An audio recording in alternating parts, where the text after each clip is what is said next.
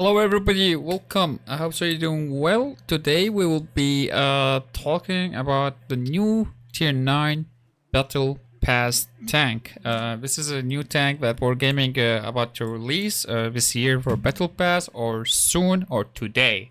So basically it's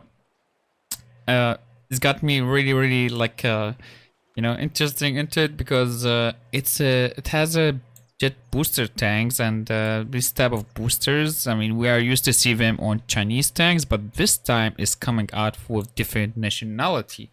You never know what's happened. I never expected that, but however, before we start playing it and testing it out, I would like to go in and just check out the stats of a tank.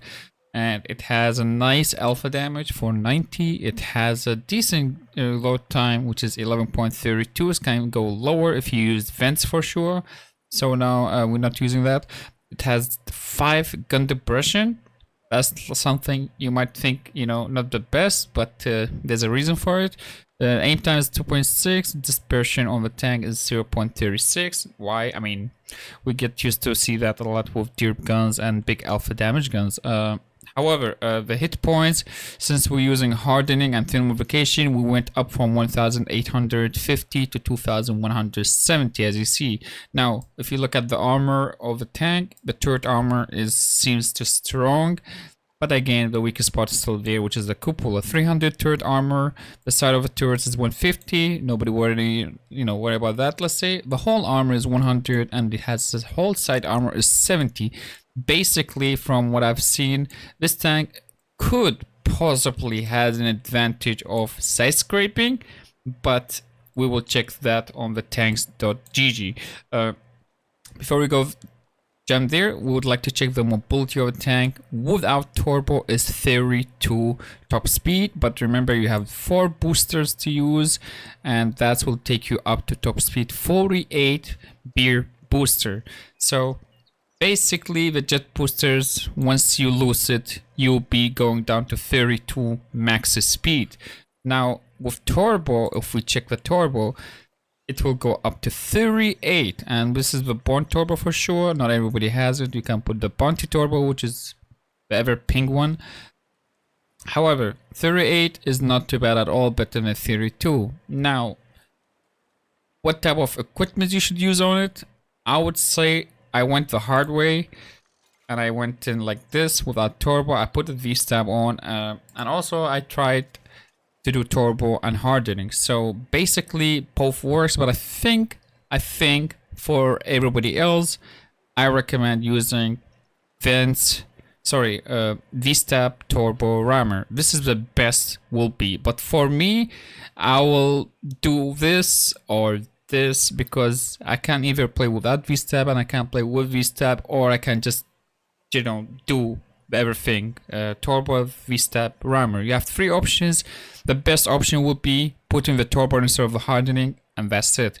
Now let's go and check it out on tanks.gg and see how the armor look like. Alright, so as you see, the TT-130M, I mean this turret is kind of a Skoda turret. However, it seems like it, if you played the Skoda or even VZ55, it's similar kind of thing. But as you see, you have a decent armor, as I said, on turret 300. The weak spot cupola is there still. The hull is like, decent, I would say, for any type of heavy tank. Now, playing this tank will be with 5 gun depression is the thing that you consider. Maybe be like, I cannot go hold on, things like that. You can, again, could go hold on, but again, how would I recommend playing this tank? You can actually still side scrape from what I've seen. There's a big possibility, I'm not sure, but this could be the back, not how to say it, the front of a turret is like has a lot of armor. But right here on the side, there's a possibility that will be, something you wanna be worried about, right? When you're playing or side scrape or anything like that, like this end of the turret. Now, not everybody probably will notice it until they start, getting used to it and fighting the tank as well. So this is a lot of armor here, and this is where the thing might get a little bit sketchy. Now, side scraping. If you would like to side scrape with this tank, it looks like there's a possibility to side scrape, but you need to do it from this side of the tank, not the side of the cupola, because you will expose your cupola. So it's better to sidescape from the right side and never the left side. Keep it in mind. We will check out the field modification. Just like any almost heavy tank, I go left, left, right, and I take the more power or top forward speed. Now, and you can do boost here, and I think depends on what you're using. I guess mobility if you're using stock equipment or even firepower, but I think mostly mobility you want to go for, especially if you use stock turbo. Now let's hop into the battlefield and see how this tank will perform. Alright, we got Siren Coast and we are almost top tier matchmaking, but again there's some tier 10 tanks here, so this is a good actually to have to see how the tank can stand against even tier 10 tanks. However, we're gonna go play normal, and I like usually to play zero line on Siren Coast because from this side especially I do not like to go C1, so basically I just always go zero line most of the time. Now keep in mind there's like one artillery, so that's one of the reasons C1 is not something I would like to go for. However, we use the first jet booster already. This is something similar to the BZ-176, the tier 8 Chinese, Ream tank we had before. So this is the second booster we use. We got top speed. We need to get to our position as fast as possible. Now, what do I recommend everybody to do and how during playing this tank is to waste the 3 boosters as for the initial position, or even 2 boosters if you want to, and save the last one for something like emergency, such as running away, or you get in a situation where you need to push more forward and catch on enemy tanks, you know. It's all options, but I always save 1 booster in any jet boosters tank just for emergency. It seems like the enemy is not playing zero. They are not playing zero line, so we're just gonna decide to go push forward, and we will try not to use this booster right now because we don't need it. We have the time just to go in and do, you know, our things. Now, I like one thing about this gun is it seems like without this tab, you might feel difference, but with a V-stab, it's way much better, I would say. Just like in every tank. So the gun handling of this tank is not as bad as you think. It's actually, you know, for me, like, it's good. For me, it's good. I don't know, you might think different, but once you play it and have it, for me it looks good. But yeah, 490 Alpha is pretty some like nice thing to have as a honestly heavy tank, especially if you turn a brawl and all that stuff. I was hoping this tank was a Bream tank, honestly, but it just came out a battle pass tank that you can get with tokens. So just like any other battle pass tanks we have. The best part about it, it has the APCR. The APCR pen, by the way, is a 306, and the AP, it just like, you know, for sure is gonna be lower, but for me I would like to go always APCR because you know, it just better pen and better shell velocity and all that.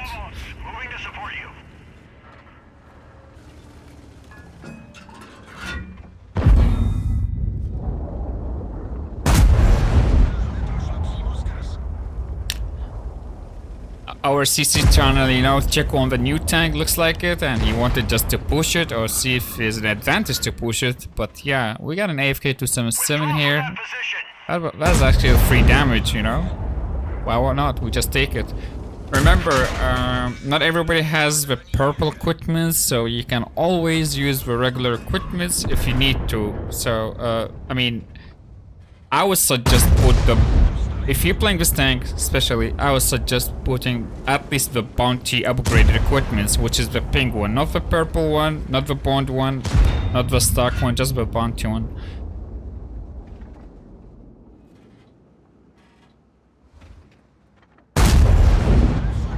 That was a good hit on the Benza 7 we had there. So far looking good. We got into a position where our team on my right side covering, so we are comfortable to stay here. The Davies are covering behind me, so they cannot push pretty much towards me. Usually they should have pushed me, but especially if it's a new tank, you know, everybody'd like to push a new tank, so yeah. Anyway, as you see, we still have one booster. This is something we always keep just for any, you know, situations that put us in awkward, you know, position, so we need to get out of it. I like the alpha. I like the alpha, especially when I do a high roll with this tank, honestly. It just feels nice, to be fair with you. There is nothing better than having anything above 44. Oh, our AFK guy pushed in. Dope. Dead.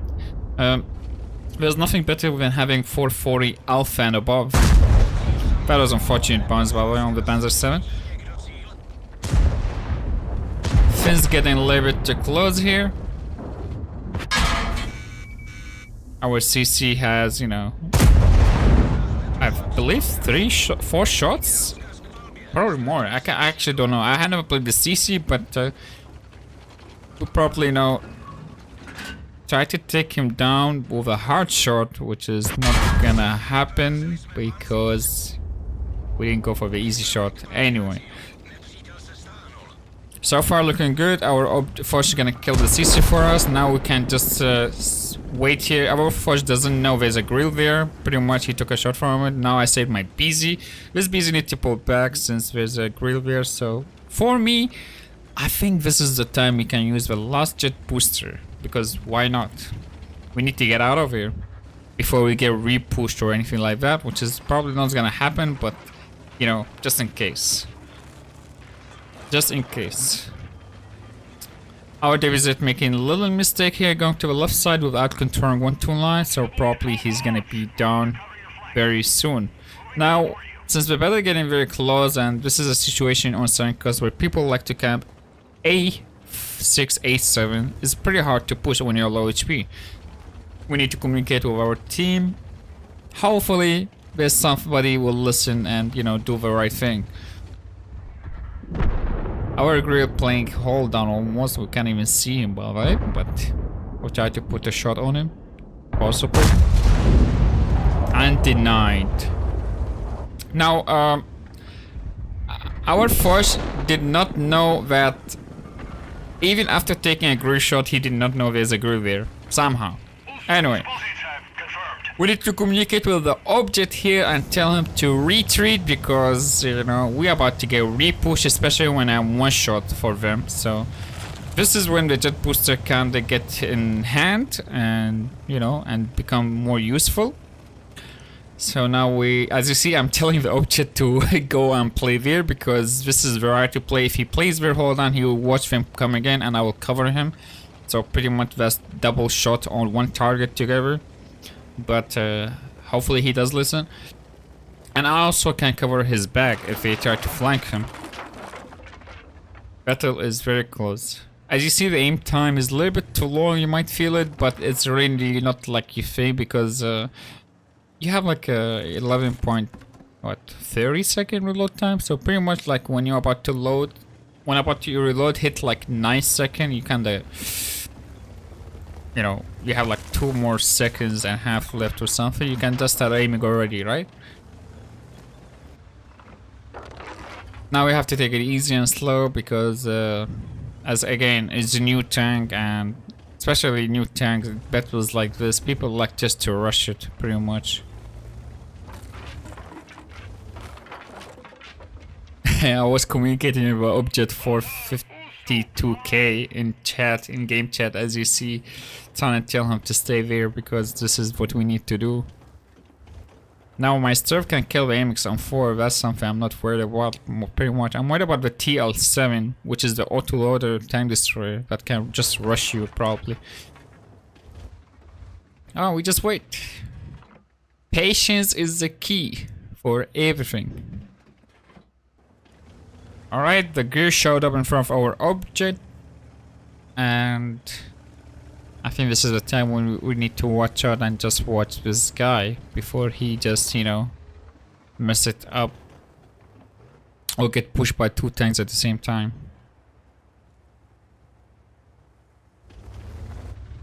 Oops, TL7 show up, we put a shot on him.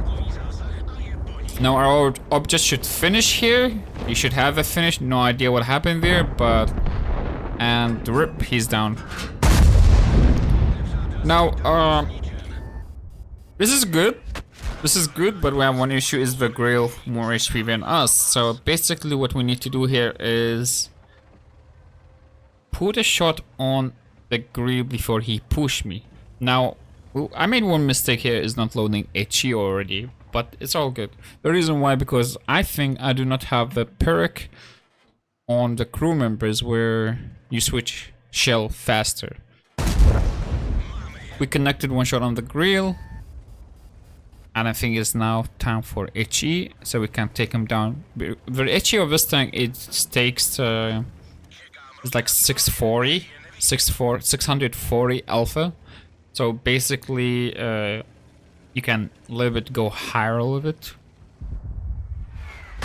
Hopefully. I just had to take us down, but he failed. So this is good. Start finishing him off. We got only the grill. Let's go. Even if I die, it doesn't matter. One shot of a grill HE will be worth a star we can finish. And here it is. Oh. As you see, I rolled 663. Easy. GG. Nice one. Now, do I like this tank? I mean, I actually do. I do like it. I like heavies. I like a lot of heavies. I mean, I like tanks like this. I like... Now, so for some people, it might feel slow, but remember, you have jet boosters, so that's your only advantage. When you don't know how to use it perfectly or properly, or if you waste them, I mean, on the, you know, like, let's say the bad plays, then that's on you will be. So, is it worth it? For me, seems like worth it, to be fair. Tier 9 tank, another well balanced tank, not too crazy, not too powerful, not too, you know, alpha. The gun hit hard, you know, especially when you hyrule. But yeah, anyway, I hope you guys enjoyed. Take care, and hopefully you enjoy the tank if you ever will have it. Peace. See you soon. If you'd like to watch more live stream, check out the twitch.tv/German_Ciao, ciao.